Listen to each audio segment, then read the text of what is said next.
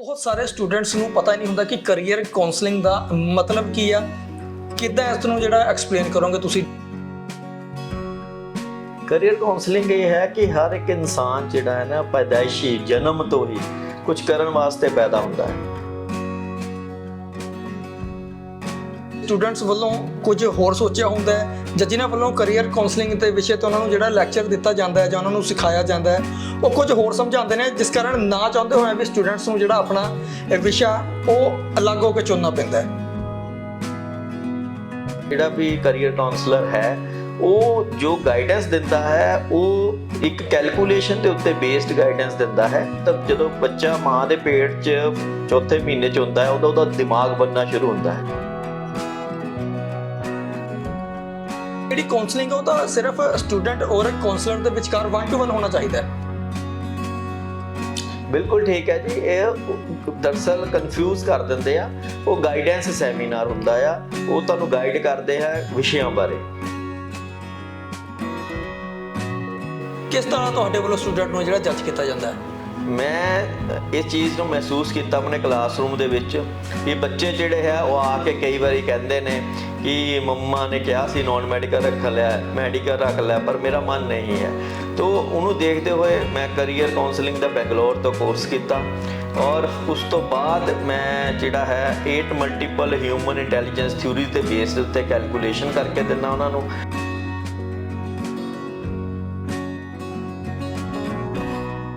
ਸਵਾਗਤ ਹੈ ਹੁਸ਼ਿਆਰਪੁਰ ਨਿਊਜ਼ ਦੇਖ ਰਹੇ तमाम ਦਰਸ਼ਕਾਂ ਦਾ। ਮੈਂ ਚੇਤਨ ਕਸ਼ਪ।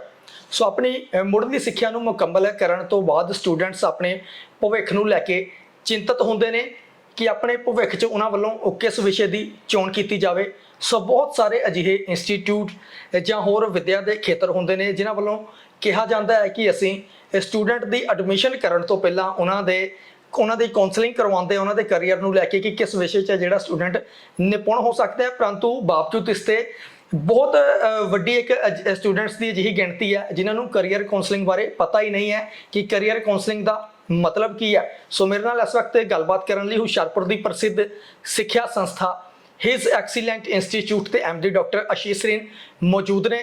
ਕੈਰੀਅਰ ਕਾਉਂਸਲਿੰਗ ਦੇ ਵਿਸ਼ੇ ਨੂੰ ਲੈ ਕੇ ਬੜੇ ਪਰਪੱਕ ਮੰਨੇ ਜਾਂਦੇ ਨੇ। ਸਰ ਸਵਾਗਤ ਹੈ ਜੀ, ਬਹੁਤ ਬਹੁਤ ਜੀ। ਹੁਸ਼ਿਆਰਪੁਰ ਨਿਊਜ਼ ਦੇਖ ਰਹੇ तमाम ਦਰਸ਼ਕਾਂ ਨੂੰ ਮੇਰਾ ਨਮਸਕਾਰ। ਅੱਜ ਅਸੀਂ ਕੈਰੀਅਰ ਕਾਉਂਸਲਿੰਗ ਦੇ ਵਿਸ਼ੇ ਦੇ ਉੱਤੇ ਗੱਲਬਾਤ ਕਰਾਂਗੇ। ਡਾਕਟਰ ਸਾਹਿਬ, ਕੈਰੀਅਰ ਕਾਉਂਸਲਿੰਗ ਦੀ ਗੱਲਬਾਤ ਚੱਲੀ ਹੈ। ਸੋ ਬਹੁਤ ਸਾਰੇ ਸਟੂਡੈਂਟਸ ਨੂੰ ਪਤਾ ਹੀ ਨਹੀਂ ਹੁੰਦਾ ਕਿ ਕੈਰੀਅਰ ਕਾਉਂਸਲਿੰਗ ਦਾ ਮਤਲਬ ਕੀ ਆ।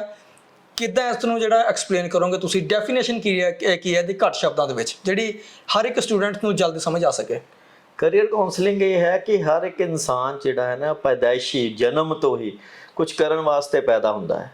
ਤਾਂ ਉਹਨੂੰ ਸਮਝਣਾ ਜਾ ਕੇ ਕਿ ਮੇਰਾ ਬੈਸਟ ਜਿਹੜਾ ਹੈ ਉਹ ਕਿਸ ਫੀਲਡ ਵਿੱਚ ਹੈ, ਉਹਨੂੰ ਹੀ ਕੈਰੀਅਰ ਕਾਉਂਸਲਿੰਗ ਕਹਿੰਦੇ ਹਨ। ਠੀਕ ਆ ਜੀ। ਤੇ ਕਈ ਵਾਰ ਵੇਖਦੇ ਆ ਕਿ ਸਟੂਡੈਂਟਸ ਵੱਲੋਂ ਕੁਝ ਹੋਰ ਸੋਚਿਆ ਹੁੰਦਾ ਹੈ ਜਾਂ ਜਿਨ੍ਹਾਂ ਵੱਲੋਂ ਕੈਰੀਅਰ ਕਾਉਂਸਲਿੰਗ ਦੇ ਵਿਸ਼ੇ ਤੇ ਉਹਨਾਂ ਨੂੰ ਜਿਹੜਾ ਲੈਕਚਰ ਦਿੱਤਾ ਜਾਂਦਾ ਹੈ ਜਾਂ ਉਹਨਾਂ ਨੂੰ ਸਿਖਾਇਆ ਜਾਂਦਾ ਹੈ ਉਹ ਕੁਝ ਹੋਰ ਸਮਝਾਉਂਦੇ ਨੇ, ਜਿਸ ਕਾਰਨ ਨਾ ਚਾਹੁੰਦੇ ਹੋਏ ਵੀ ਸਟੂਡੈਂਟਸ ਨੂੰ ਜਿਹੜਾ ਆਪਣਾ ਵਿਸ਼ਾ ਉਹ ਅਲੱਗ ਹੋ ਕੇ ਚੁਣਨਾ ਪੈਂਦਾ ਹੈ। ਇਸ ਤਰ੍ਹਾਂ ਹੈ ਕਿ ਕੈਰੀਅਰ ਕਾਉਂਸਲਿੰਗ ਜਿਹੜੀ ਹੈ ਉਹ basically 8 multiple human intelligence theories ਦੇ ਉੱਤੇ ਬੇਸਡ ਹੁੰਦੀ ਹੈ। ਤਾਂ ਕੈਰੀਅਰ ਕਾਉਂਸਲਿੰਗ ਜਿਹੜੀ ਹੈ, ਜਿਹੜਾ ਵੀ ਕੈਰੀਅਰ ਕਾਉਂਸਲਰ ਹੈ ਉਹ ਜੋ ਗਾਈਡੈਂਸ ਦਿੰਦਾ ਹੈ ਉਹ ਇੱਕ ਕੈਲਕੂਲੇਸ਼ਨ ਦੇ ਉੱਤੇ ਬੇਸਡ ਗਾਈਡੈਂਸ ਦਿੰਦਾ ਹੈ। ਉਹ ਬੱਚੇ ਤੋਂ ਸੁਣ ਕੇ ਜਾਂ ਬੱਚੇ ਦੀ ਫੀਲਡ ਨੂੰ ਦੇਖ ਕੇ ਨਹੀਂ ਦਿੰਦਾ, ਉਹ ਬੱਚੇ ਦੀ ਕੈਲਕੂਲੇਸ਼ਨ ਕਰਦਾ ਹੈ ਪੂਰੀ।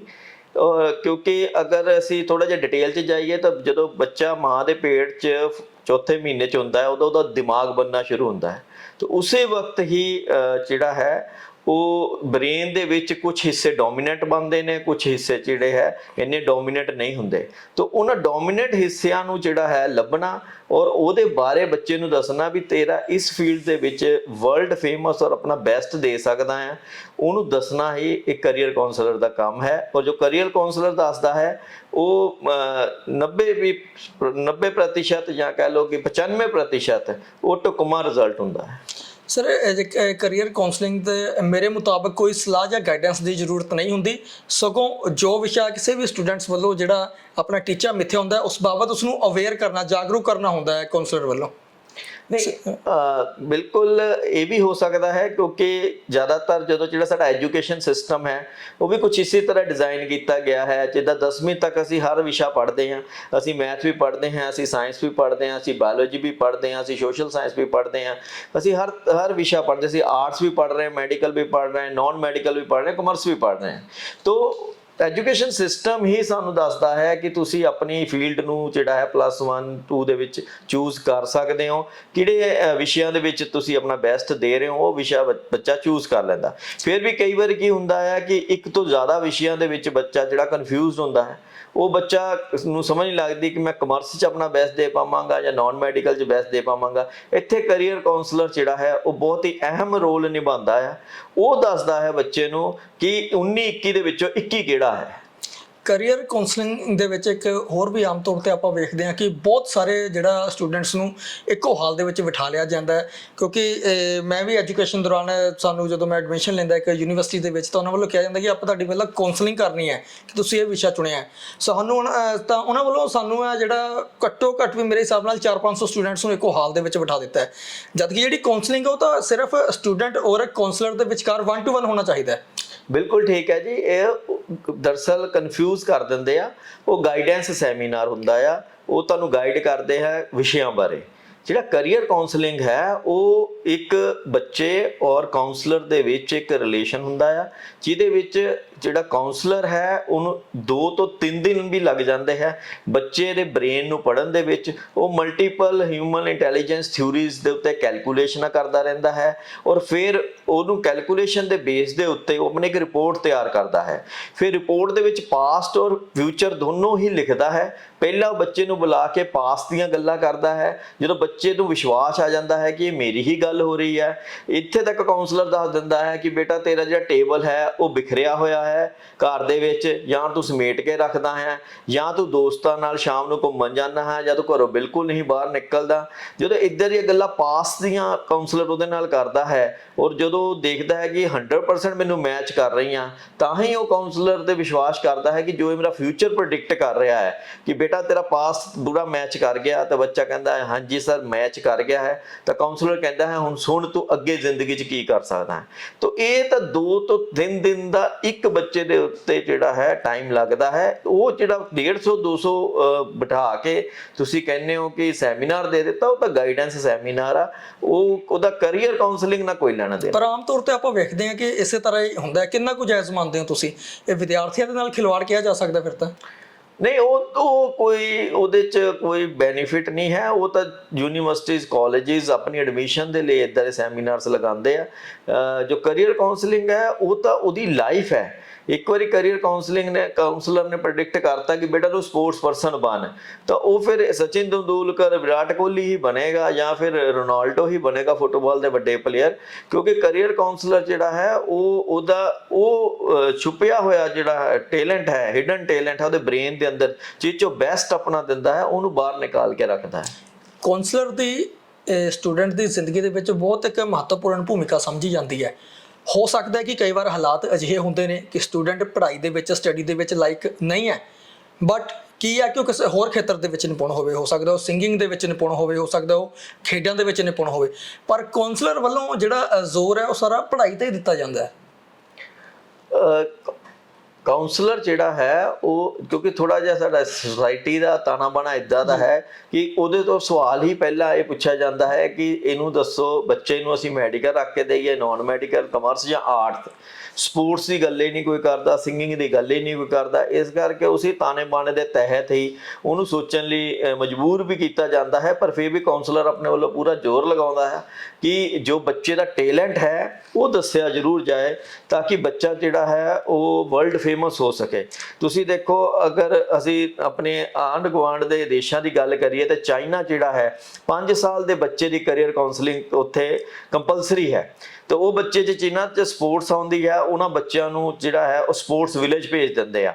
ਅੱਜ 15-16 ਸਾਲ ਦੇ ਚਾਈਨੀਜ਼ ਬੱਚੇ 올림픽 ਗੋਲਡ ਮੈਡਲ ਲੈ ਆਉਂਦੇ ਆ। ਪਰ ਸਾਡੇ ਦੇਸ਼ 'ਚ ਇਦਾਂ ਨਹੀਂ ਹੁੰਦਾ, ਕਿਉਂਕਿ ਸਾਡੇ ਦੇਸ਼ ਦੇ ਵਿੱਚ ਪਹਿਲਾਂ ਬੱਚੇ ਨੂੰ ਕਹਿੰਦੇ ਤੂੰ ਪੜ੍ਹ ਔਰ ਉਸ ਤੋਂ ਬਾਅਦ ਤੂੰ ਸਪੋਰਟਸ ਵੱਲ ਧਿਆਨ ਦੇ। ਜਦ ਕਿ ਉੱਥੇ ਉਹ ਕਹਿੰਦੇ ਆ ਜੇ ਤੂੰ ਸਪੋਰਟਸ ਲਈ ਪੈਦਾ ਹੋਇਆ ਤਾਂ ਤੂੰ ਸਪੋਰਟਸ ਕਰ, ਤੂੰ ਇੰਜੀਨੀਅਰਿੰਗ ਲਈ ਪੈਦਾ ਹੋਇਆ ਤੂੰ ਇੰਜੀਨੀਅਰਿੰਗ ਕਰ, ਤੂੰ ਮੈਡੀਕਲ ਲਈ ਪੈਦਾ ਹੋਇਆ ਤਾਂ ਤੂੰ ਮੈਡੀਕਲ ਕਰ। ਸਰ ਇੱਥੇ ਆ ਰਿਹਾ ਮੈਂ ਕਿ ਪੇਰੈਂਟਸ ਦੀ ਵੀ ਮਹੱਤਵਪੂਰਨ ਭੂਮਿਕਾ ਹੁੰਦੀ ਹੈ।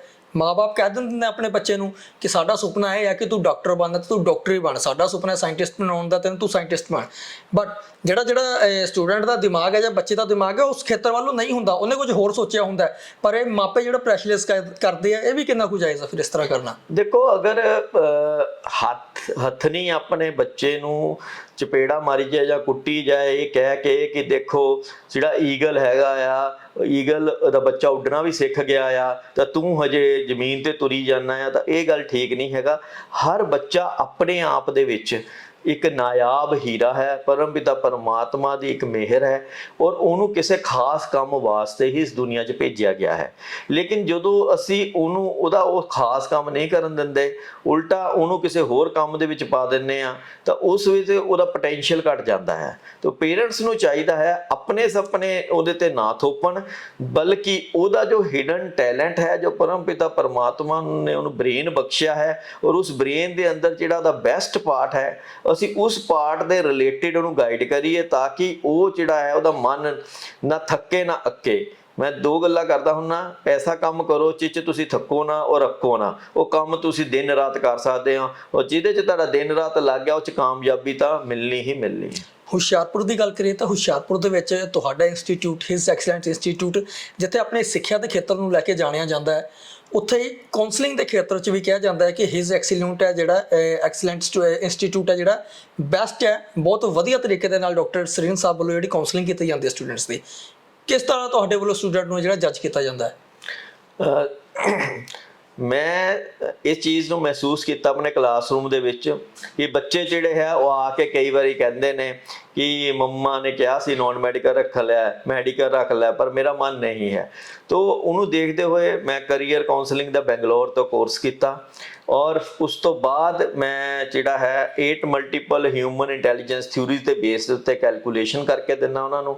ਔਰ ਜੋ ਚੰਡੀਗੜ੍ਹ 25,000 ਦਾ ਕੰਮ ਹੈ ਜਾਂ ਜਲੰਧਰ 'ਚ 12 ਤੋਂ 15,000 ਲੈਂਦੇ ਆ, ਆਪਾਂ ਉਹਨਾਂ ਨੂੰ 3 ਤੋਂ 5,000 ਡਿਪੈਂਡਿੰਗ ਅਪੋਨ ਕਿ ਕਿੰਨਾ ਟਾਈਮ ਲੱਗ ਰਿਹਾ ਹੈ ਅਸੀਂ ਉਹਦੇ 'ਚ ਕਰਕੇ ਦਿੰਦੇ ਹਾਂ। Main motive is not the money, main motive is ਕਿ ਬੱਚੇ ਨੂੰ ਰਾਈਟ ਪਾਥ ਮਿਲ ਜਾਏ ਜਿਹਦਾ ਉਹਦੇ ਪੋਟੈਂਸ਼ੀਅਲ ਨੂੰ ਮੈਚ ਕਰਦਾ ਹੋਵੇ, ਸੋ ਦੈਟ ਬੱਚਾ ਵਰਲਡ ਫੇਮਸ ਬਣੇ, ਆਪਣਾ ਨਾਮ ਰੋਸ਼ਨ ਕਰੇ, ਆਪਣੇ ਦੇਸ਼ ਦਾ ਨਾਮ ਰੋਸ਼ਨ ਕਰੇ। ਤੁਹਾਡੇ ਕੋਲ ਸਟੂਡੈਂਟ ਆਉਂਦੇ ਨੇ ਜਿਨ੍ਹਾਂ ਵੱਲੋਂ ਆਪਣੀ ਮੁੱਢਲੀ ਸਿੱਖਿਆ ਯਾਨੀ ਕਿ ਆਪਣੀ 10th ਪਾਸ ਕਰ ਲਈ ਜਾਂਦੀ ਹੈ। ਸੋ ਕਾਉਂਸਲਿੰਗ, ਜਿਵੇਂ ਕਿ ਤੁਸੀਂ ਚਾਈਨਾ ਦੀ ਇੱਕ ਐਗਜ਼ਾਮਪਲ ਦਿੱਤੀ ਹੈ ਕਿ ਜਦੋਂ ਬੱਚਾ ਉੱਥੇ 5 ਸਾਲ ਦਾ ਹੋ ਜਾਂਦਾ ਤਾਂ ਉਹਦੇ ਜਿਹੜੇ ਕਰੀਅਰ ਕਾਉਂਸਲਿੰਗ ਨੂੰ ਲੈ ਕੇ ਉਹਨੂੰ ਉਹਦੇ 1-to-1 ਕੀਤਾ ਜਾਂਦਾ ਹੈ ਕਾਉਂਸਲਰਸ ਵੱਲੋਂ। ਸੋ ਤੁਹਾਡੇ ਵੱਲੋਂ ਵੀ ਜਦੋਂ ਜੇਕਰ ਹੋਰ ਕੋਈ ਵਿਅਕਤੀ ਆਪਣਾ ਕੋਈ ਸ਼ਹਿਰ ਦਾ ਜਾਂ ਜ਼ਿਲ੍ਹੇ ਦਾ ਕੋਈ ਆ ਕੇ ਕਰਵਾਉਣਾ ਚਾਹੁੰਦਾ ਹੋਵੇ ਤਾਂ ਕਰਵਾ ਸਕਦਾ ਹੈ, ਕਿਸੇ ਵੀ ਉਮਰ ਦਰਾਜ਼ ਦਾ ਹੋਵੇ? ਬਿਲਕੁਲ ਜੀ, 2 ਕਲਾਸ ਤੋਂ ਲੈ ਕੇ ਅੱਗੇ 90 ਸਾਲ ਤੱਕ ਤੁਸੀਂ ਆਪਣੀ ਜਿੰਨੀ ਉਮਰ ਹੈ ਤੁਹਾਡੀ, ਤੁਸੀਂ ਆਪਣੀ ਕਰੀਅਰ ਕਾਉਂਸਲਿੰਗ ਕਰਵਾ ਸਕਦੇ ਹੋ। ਇੱਕ ਛੋਟੀ ਜਿਹੀ ਐਗਜ਼ਾਮਪਲ ਦਾਂਗਾ। ਮੈਂ ਇੱਕ ਬੱਚੇ ਦੀ ਕਰੀਅਰ ਕਾਉਂਸਲਿੰਗ ਕਰ ਰਿਹਾ ਸੀ ਤੇ ਉਹਦੇ ਫਾਦਰ ਕੋਲ ਬੈਠੇ ਸੀ, ਉਹਨਾਂ ਨੇ ਕਿਹਾ ਮੇਰੀ ਵੀ ਕਰੋ। ਜਦੋਂ ਮੈਂ ਉਹਨਾਂ ਦੀ ਕਰੀਅਰ ਕਾਉਂਸਲਿੰਗ ਕੀਤੀ ਤਾਂ ਮੈਂ ਕਿਹਾ ਜੀ ਤੁਹਾਡਾ ਮੈਡੀਕਲ ਆਇਆ ਹੈ, ਤੁਸੀਂ ਮੈਡੀਕਲ ਪ੍ਰੋਫੈਸ਼ਨ 'ਚ ਜਾਓ। ਤੇ ਉਹਨਾਂ ਨੇ ਕਿਹਾ ਕਿ ਮੈਂ ਤਾਂ ਆਪਣਾ ਜੌਬ ਕਰ ਰਿਹਾ ਹਾਂ। ਮੈਂ ਕਿਹਾ ਤੁਸੀਂ ਨਾਲ ਕੋਈ ਮੈਡੀਸਿਨ ਦੀ ਕੋਈ ਵੀ ਚੀਜ਼ ਕਰ ਲਓ। ਤਾਂ ਉਹਨਾਂ ਨੇ ਇੱਕ ਮੈਡੀਸਿਨ ਨੂੰ ਅਡਾਪਟ ਕੀਤਾ, ਕੋਈ MLM ਕੰਪਨੀ ਜੁਆਇਨ ਕੀਤੀ ਜਿਹਦੇ 'ਚ ਮੈਡੀਸਿਨ ਅੱਗੇ ਦਿੰਦੇ ਸੀ। ਅੱਜ ਉਹ ਇਨਸਾਨ ਜਿਹੜਾ ਹੈ 1.5 ਤੋਂ 2 ਲੱਖ ਰੁਪਏ ਮਹੀਨਾ ਉਹਦੇ 'ਚੋਂ ਕਮਾ ਰਿਹਾ ਹੈ ਪਲੱਸ, ਔਰ ਬਹੁਤ ਵੱਡੇ ਲੈਵਲ ਤੇ ਪਹੁੰਚ ਗਿਆ ਹੈ। ਮੈਨੂੰ ਮਿਲਣ ਵੀ ਆਏ ਸੀਗੇ, ਉਹ ਕਹਿੰਦੇ ਸੀ ਸਰ ਉਸ ਦਿਨ ਤੁਸੀਂ ਜਿਹੜੀ ਕਰੀਅਰ ਕਾਉਂਸਲਿੰਗ ਕੀਤੀ ਹੈ ਤਾਂ ਮੇਰੀ ਜ਼ਿੰਦਗੀ ਜੋ ਕਿ ਨਿਰਾਸ਼ਾ 'ਚ ਬੀਤ ਰਹੀ ਸੀ, ਅੱਜ ਮੈਂ ਇੰਨੇ ਹਾਈ ਬੀਟ 'ਚ ਰਹਿਣਾ ਆ, ਇੰਨਾ ਮਜ਼ੇ 'ਚ ਰਹਿਣਾ ਆ, ਜੋ ਮੈਨੂੰ ਜ਼ਿੰਦਗੀ 'ਚ ਚਾਹੀਦਾ ਸੀ ਮੈਨੂੰ ਮਿਲ ਗਿਆ।